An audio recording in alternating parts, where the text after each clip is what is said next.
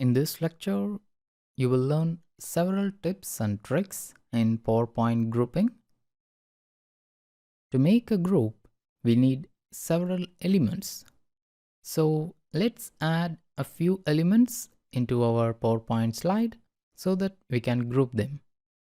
First, I'm going to insert a text box and I'm going to type some text. Okay, I have completed typing the text. Let me realign it. Now I'm going to insert another shape. Let it be a circle.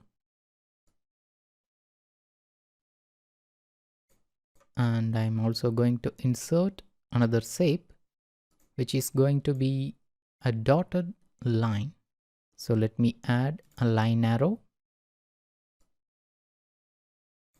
And to customize it, you need to go to Format Shape.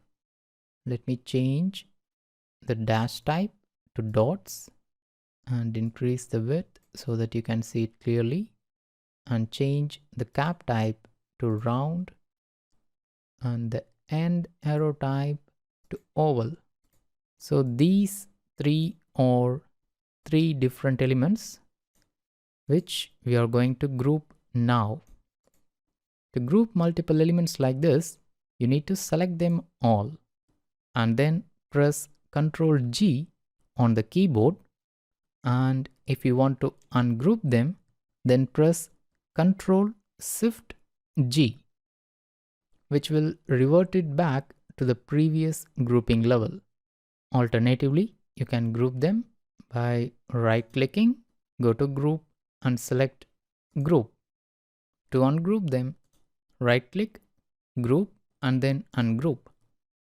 Regroup transfers them to the previous grouped state. Such as, let us assume that I want to make these two as a group. So I'm grouping them first.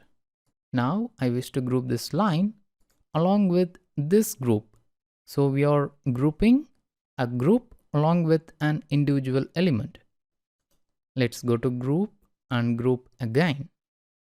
Now if I ungroup them, then I will be able to regroup them. Regroup is just like an undo, that is Ctrl Z state. So it's not that special. You can just use group or ungroup in PowerPoint. That's enough. Don't confuse yourself with this regroup feature. You won't be using it most of the time. But where this grouping is useful is while animating all these shapes. I will explain this while we are getting into the animations part. As you can see, this font is not as elegant as this subtitle or even our headline. You can also see that the headline that we have added in the earlier lectures is much elegant than this one, because I am using a custom Google font called Monstrat font, whereas these fonts are the default ones that come with PowerPoint, such as Calibri, Calibri Light, or Calibri for Body. All these are the default fonts. So in the next lecture, you will learn how to install and add additional custom fonts or Google fonts into your PowerPoint slide.